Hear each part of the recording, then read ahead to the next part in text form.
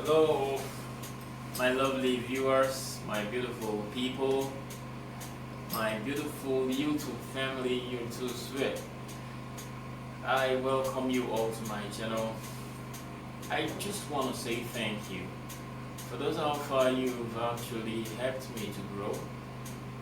I've gotten to somewhere today I never thought I would, but somehow today I'm somewhere, and I am happy that actually with your help and support I've gotten to almost 500 subscribers. It is not really easy.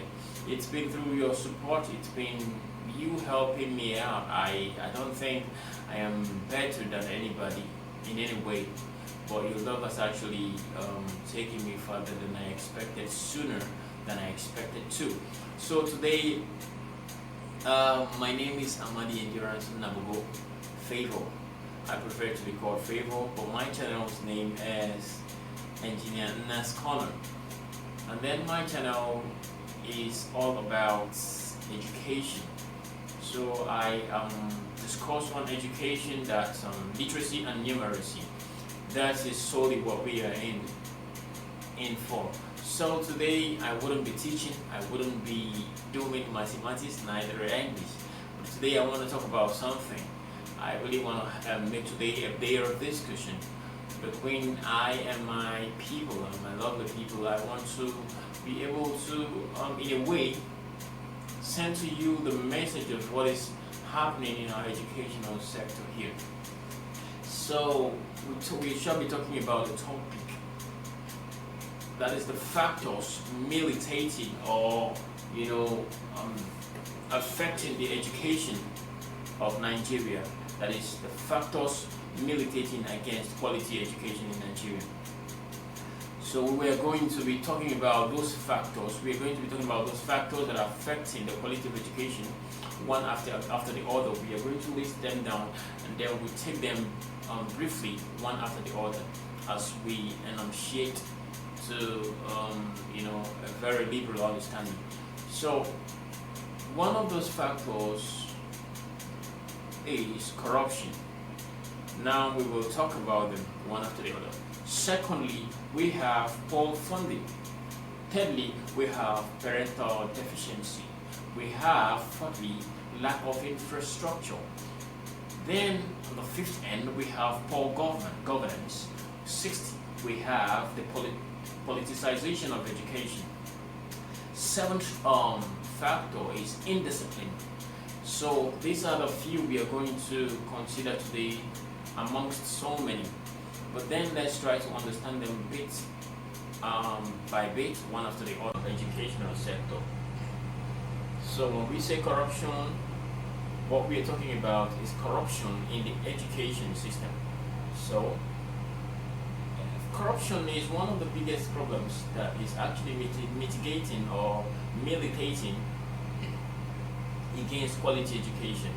So corruption seems to define the misconduct that goes on in our educational systems, taken from the grassroots, from the primary, secondary,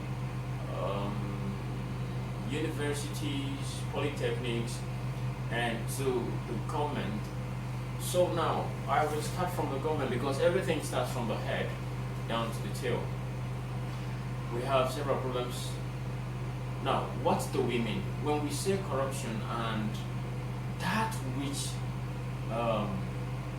humongously depreciates the academic standard of the people, or the education quality, the quality of education that should be dished out for consumption? Corruption here actually plays on malpractices. It plays on the government policies that are really rotten, that have actually not aided the educational system. For example, the budget of 2017-2018. So according to the United Nations budget that was published in 2017, the actual budget that was published for the government of Nigeria to approve was around 448.01 billion naira for education. But guess what? The government only approved about 7.30 billion naira for education. Then where would that go? We talk about after the government, the president, and the people that are supposed to give approval to this very bill or budget. We talk about the people, the minister for education. Now, again, if the money was actually given in that amount to execute good educational policies and get infrastructures that would aid education, would they have finally executed it? No. The Minister of Education would rather want to cut it in several parts, maybe end up letting go to execute the project, maybe 10 billion, but the rest will be in his pocket. That is the height of corruption in Nigeria. And now when it comes from that very cadre of the government and goes to the Commissioner for Education in various states and various local governments, what would they do? They will also divide and make costs of theirs for personal aggrandizement. And what will be left to execute that educational project will be just too little to execute even 1/4 of the project. This is what has been happening in Nigeria. So if that happens, how did you think education can ever grow that apart? Now, one of all the problems that I will be highlighting is parental deficiency in bringing out the children rightly. Now, one of the problems is our parents of nowadays have actually failed to embrace the essence of education, even if most of them are trying to. When I was growing up, if you do not go to school, there is an old man in my place in HA, and you can refer. His name is Animeji. When it is a school day, it is a school day, not a public holiday, and everyone is supposed to be in school, and you are found at home. What he does is go to people's houses, look out for children who did not go to school. He will bring them to his punishment center. He will whip your ass till you cry the crazy tears out of your eyes. And if it is tomorrow, before 4 o'clock, you've woken your parents up to wash you up for school. You get your things ready, you get your slate, you get your chalk ready, and then you go to school. Even when you want to ask, you may not even want to eat because you don't want that happened the other day to repeat itself. And then parents would support this.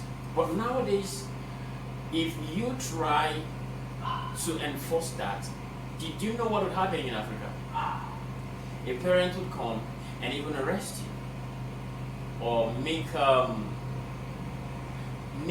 silly mess out of the whole situation in your effort to bring the child to the limelight. I have a friend who teaches in a school. There was a time, actually it happened to me when I was also teaching.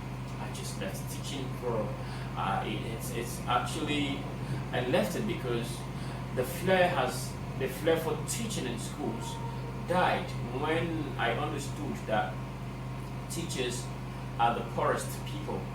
And I don't want to be poor. I am not a poor person. I don't want to be poor. After teaching and inculcating disciplines and educating the minds of the young people, grooming them, what you get for a pay is just a peanut. And you just feel demoralized. You don't have anything that is pushing you, because every teacher ought to be rewarded handsomely, because these people are the engines of the growth in our children, in the society.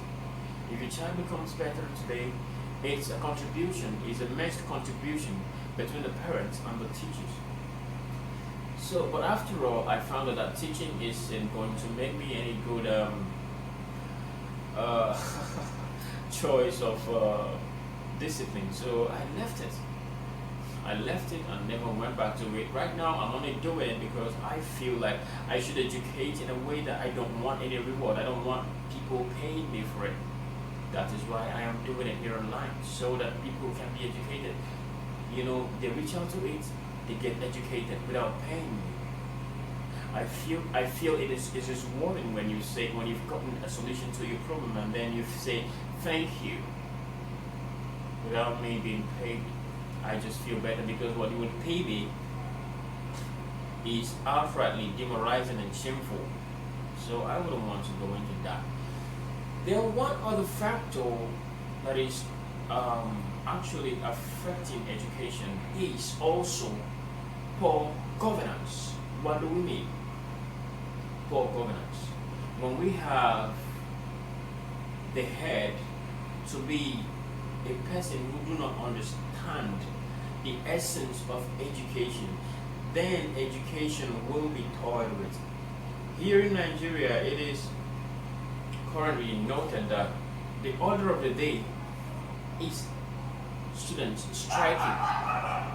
You see that if you are to graduate, for example, you got into school and then you are to graduate in 4 years. Let's say you're taking up a 4 years course. You find that before you graduate, it must have extended to 6 years.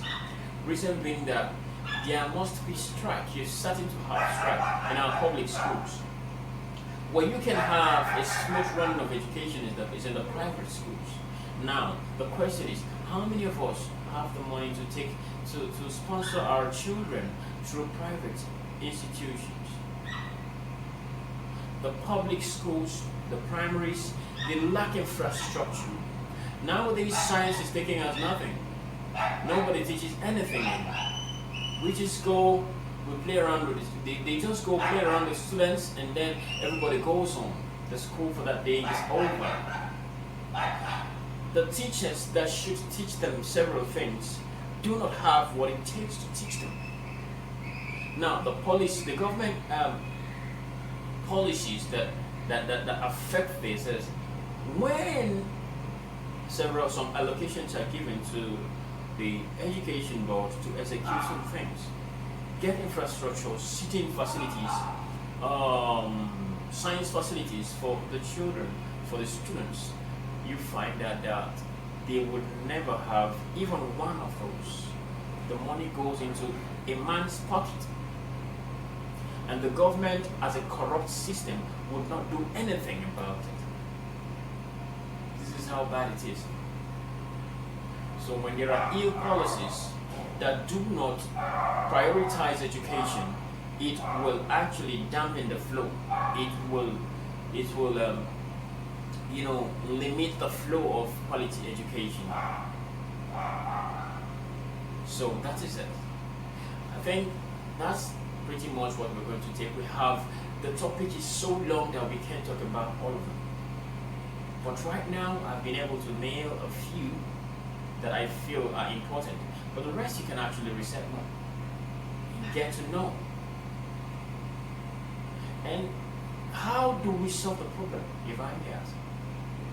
We have to solve the problem by electing people that have good intelligence quotient, that have what it takes to be leaders upstairs. The people that prioritize education. The people that understand that for the growth of an economy to emerge, the number of educated persons there should be higher in ratio than the uneducated. Now, the lack of interest, which is propagated by poverty, instilled in the lives of the people after education, that is a very big factor. When people go through school expecting that at the end of the day they will have a good job to help themselves, and the parents who spend so much to help them through school. They come in, they come out of school, they become nothing. They have nothing to show for it. And mockery becomes the name. So there is no pride in education anymore. Everything has been killed and murdered by the government. So we should try to, on our own, take the pain and the effort to train our schools, whatever it would take in private schools. Please do so. It will be helping to most in Nigeria. If you have what it takes to, please, I advise that you go training your children in private universities. Take them to private secondary schools. That's where they can learn and become what they want to. But the question is, if they become what they want to, where is the job? Where do they go? Except, of course, you are also strong with the government or you have connections.